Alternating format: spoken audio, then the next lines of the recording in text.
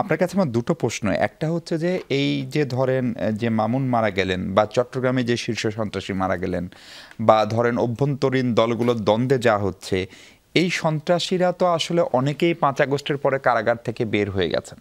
যারা রাজনৈতিক বা রাজবন্দী ছিল তাদের বিষয়টা আলাদা, সেটা হয়রানিমূলক মামলা। কিন্তু যারা কোনো ধরনের রাজনৈতিক মামলার আসামি না, সিরিয়াস অর্থেই সন্ত্রাসী দীর্ঘদিন ধরে, তারাও যে পালিয়ে গেল, তাদেরকে কতখানি আসলে উদ্ধার করতে পারলো রাষ্ট্র বা সরকার? আপনি রাষ্ট্রপক্ষের আইনজীবী বটে। দ্বিতীয়ত হচ্ছে যে বিপুল পরিমাণ অস্ত্র লুট হয়েছিল, তারই বা কতটুকু আসলে উদ্ধার করা গেল? যদি না হয়, তাহলে এখন যা ঘটছে সেগুলোতে হওয়ারই কথা নাকি?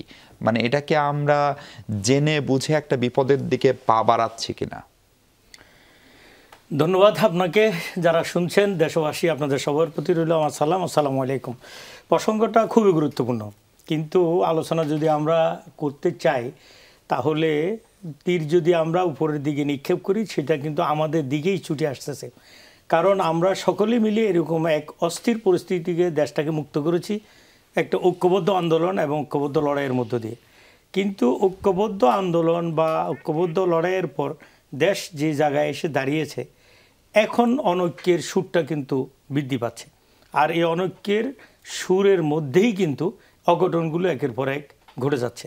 কারণ এখন পরিকল্পিতভাবে একজন আরেকজনের উপরে দায় চাপাইতে পারে, এবং এইভাবে কিন্তু সন্ত্রাসীরা এই সুযোগগুলো কিন্তু পেয়ে যাচ্ছে। এখানে আমি যেটা বলবো প্রথমত হলো, আইনশৃঙ্খলা বাহিনী যে জায়গায় একদম ভেঙে পড়েছিল সেটা কিন্তু পুনর্গঠিত হয়েছে।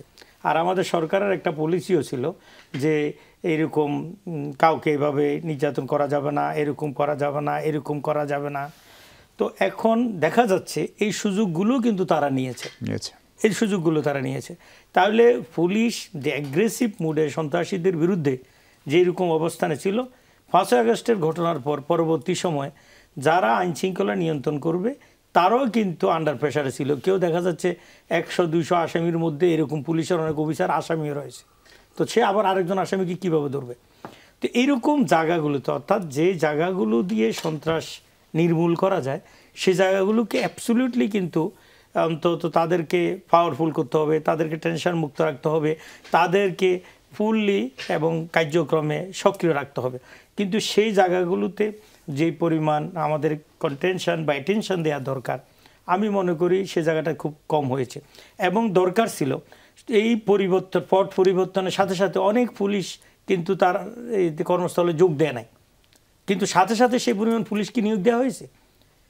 তাহলে কিভাবে আপনার একটা থানা এই পরিস্থিতিটা সামাল দিবে, তাদের কী পরিমাণ সামর্থ্য? আপনি এর আগে দেখেন, একজন পুলিশ অফিসার আমরা দেখেছি যদি জামাতের একটা লোকেরে ধরে নিয়ে আসতে পারে রাত্রে জেএমবি বানিয়ে, তাহলে কিন্তু সে স্ট্যান্ড বাই ক্যাশ টাকা নিয়ে থানা থেকে চলে যেতেন। এরকম অসংখ্য তথ্য আছে। কাউকে গুলি করলে এই পরিমাণ টাকা, কাউকে গ্রেপ্তার করে দিতে পারলে এই পরিমাণ পুরস্কার, এরকম ছিল। এখন এই জায়গায় এসে পুলিশের এই সমস্ত কার্যক্রমগুলো নিয়ন্ত্রণ করা হচ্ছে। তাহলে একদিকে প্রশাসন পুলিশকে শুদ্ধ সাধুপথ, আসল পথ, আসল চরিত্রে পরিচালিত হওয়ার জন্য চেষ্টা করছে আমরা প্রশাসন, বা আমরাও করছি। অন দ্য আদার হ্যান্ড এই সুযোগটা কিন্তু সন্ত্রাসীরা পেয়ে যাচ্ছে, এবং তাদেরকে নিয়ন্ত্রণের যে কঠোরতা দরকার, যে পরিমাণ সাপোর্ট দরকার, যে পরিমাণ পলিটিক্যাল ডিসিশন দরকার, সেই জায়গা থেকে। সেই সাথে কি আপনারা যাদেরকে মনোনয়ন দেননি, ধরেন আমরা জামাতের মনোনয়ন নিয়ে কখনো ক্যাচাল দেখি না, এবার সেটাও দেখছি, ফলে তারাও কি এগুলোকে একটু উস্কাচ্ছে? আমি এই জায়গাতে আসতেছি। তো সেই জায়গাতে আমার মনে হয় আমাদের একটা মজবুত অবস্থান রাষ্ট্রীয়ভাবে, যদিও আমাদের স্বরাষ্ট্রমন্ত্রী বলছে এটা আমরা জিরো টলারেন্স আমরা ব্যবস্থা নেব, তো ব্যবস্থা নিতে হইলে একটা থানায় সে পরিমাণ ইকুইপমেন্ট থাকতে হবে। সে এর থানায় ম্যাক্সিমাম গাড়িগুলো ফুরিয়ে দিয়েছে আগে, এখন সে নতুন আমরা কয়টা গাড়ি দিতে পারছি? অথচ একটা জায়গায় পুলিশ যদি অপারেশন করতে হয় তাৎক্ষণিক তার মুভমেন্ট করতে হয়। একটা থানা হিসাব করেন সেই পরিমাণ কিন্তু তাদের লজিস্টিক সাপোর্ট নেই। এরপরে হলো রাজনৈতিক অস্থিরতা, রাজনৈতিক নেতাদের কমপ্লিটলি বাংলাদেশে আমি যদি বলতে চাই, বড় রাজনৈতিক দলগুলো, রাজনৈতিক দল যত বড় হবে তার জনশক্তি কর্মী বাহিনীর উপরে তার নিয়ন্ত্রণ ক্ষমতা তত বৃদ্ধি পাবে। এই জায়গাগুলোতে আমরা বড় রাজনৈতিক দল যাদেরকে একসময় বলতাম, তারা একদম জিরো কন্ট্রোলে চলে আসছে। এবং কেন টেলিফোনে নিয়ন্ত্রণ, কোনো নিয়ন্ত্রণ না। কাউকে যদি পানিশমেন্ট দিতে, অপরাধ করেছে তাকে বহিষ্কার করলো, আবার দেখা যাচ্ছে যে তার শাস্তি ছাড়াই তাকে আবার পুনরুদ্ধার করে দিল। তাহলে সন্ত্রাসীদেরকে ইটসেলফ কিন্তু উৎসাহিত করা হচ্ছে। এটা কি আপনি বিএনপিকে মিন করছেন? আমি যদি রাজনৈতিক দল হিসেবে আপনি যদি কতগুলা বিবৃতি ইতিমধ্যে দেখেন, আপনি রাতে চট্টগ্রামের ঘটনা হলো, তারা সাথে সাথে একটা নোটিশ দিয়ে দিল, বহিষ্কার করা হলো। সীতাকুণ্ডে ভাঙচুর হলো, তারা সাথে সাথে কতগুলো, মানে দল আসলে আর কি করতে পারে? দল কি কাউকে গুলি করবে, অ্যারেস্ট করবে? না, অ্যারেস্ট নয়, দলের নিয়ন্ত্রণটা আরো শক্ত করতে হবে।